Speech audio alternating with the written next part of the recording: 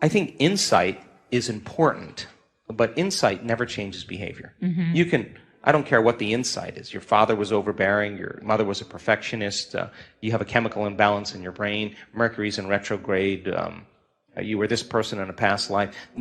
All the insight, all the information does not change the condition. We have to get into the operating system. We have to get into those programs, those emotional reactions, those unconscious beliefs, those unconscious habits, and begin to reprogram that. And there's a way to do that, because the whole purpose of meditation is to get beyond the analytical mind. And what separates the conscious mind from the subconscious mind is the analytical mind. And the only way you're going to know how to do that is to learn how to regulate your brainwaves and begin to slow them down. So as you begin to slow down your brainwaves, you get beyond your analytical mind, and you're entering that operating system where all those programs exist. And 95% of who we are by the time we're 35 years old. It's a set of memorized behaviors, unconscious emotional reactions, unconscious beliefs, perceptions, hardwired attitudes that function automatically like a computer program. That means that 95% of the time people are unconscious to how they're being, right? And so becoming conscious of that, overcoming, even if you just say every day I'm going to overcome my fear. Every day I'm going to overcome my depression. Every day I'm going to feel better than yesterday. That act of doing that you're informing the system. You're putting new information into your body that's causing your body maybe slowly every day to begin to change. And of course, some days are easier than others, but I have so much hope in that, because I think that's innate in us. I think that's what we naturally know what to do when we're challenged to that measure. There are two very important windows that open up that allow your body and your brain to be more suggestible to information.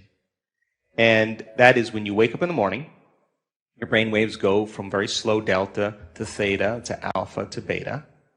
And when you go to bed at night, you go from beta to alpha to theta to delta. So you slide up the scale when you wake up, and you slide down the scale when you go to bed at night. And most people, when they go to bed at night, they just go from beta, boom, right down the delta. They fall very quickly.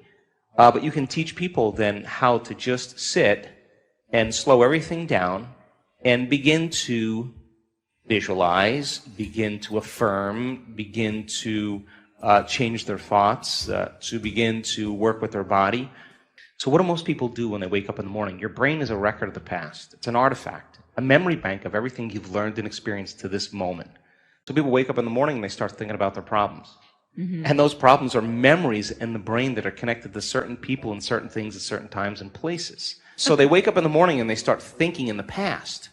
Now, the moment they start having those thoughts, every one of those experiences has an emotion associated with it. So when they start thinking about their problems, or the problems of the world, or the problems of their body, or whatever it is, problems at work, they all of a sudden start to feel the correlated emotions. So now their body's in the past. So now people then get caught up in an emotion. They reaffirm their identity. They could wake up in the morning and feel nothing at all. And then all of a sudden they say, well, wait a second, I got to get back to myself. So they start thinking about their problems, and here come the emotions. And they say, oh, now I feel like me again. So those emotions then begin to influence our thoughts. Like if you feel like a failure, you're going to think you're a failure. And when you think you're a failure, you're going to feel like a failure. And when you feel like a failure, you're going to think more thoughts equal to being a failure. And the cycle of thinking and feeling and feeling and thinking causes you to say, I am a failure. And well, you become one. That's your state of being.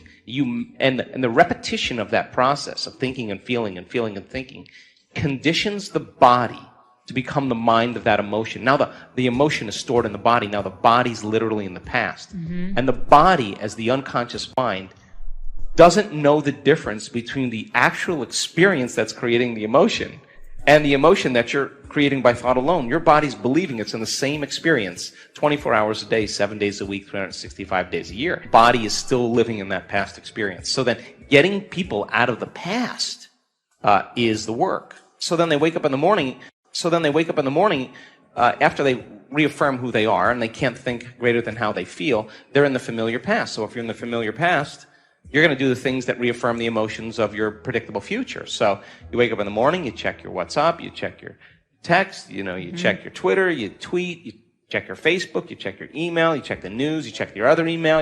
Now you are really connected to everything that's known in your life. And then you run through a series of routine behaviors. You move around your house the same way you always do. You do all the same things. You go to the same grocery store. You buy the same food. You shop the same way. You do all these, you watch the same TV shows, and people do this. And for 10, 20, 30 years now, their body's on autopilot. And their body's dragging them into a predictable future based on what they did in the past. We could actually take their yesterday and lift it up, which means then they've lost their free will. So now, the familiar past and the predictable future is called the known. There's only one place that you have to train a person to be so that they're not in the known, they're in the unknown, and that's called the present moment. So people get very happy being unhappy because they would rather cling to their unhappiness than take a chance in possibilities. So stepping into that river and beginning to make a new choice and understanding that that uncertainty, that unpredictability is the unknown. Now you're in that river of change, and it is the neurological, the biological, the chemical, hormonal, genetic death of the old self. And people say to me, well, if there's uncertainty, I can't predict my future. And I always say the same thing. The best way to predict your future is to create it. Not in the known, right there. The idea that things are going to get worse, the idea that you can't predict, or the idea of being uncertain or can't control something actually sets off the stress response.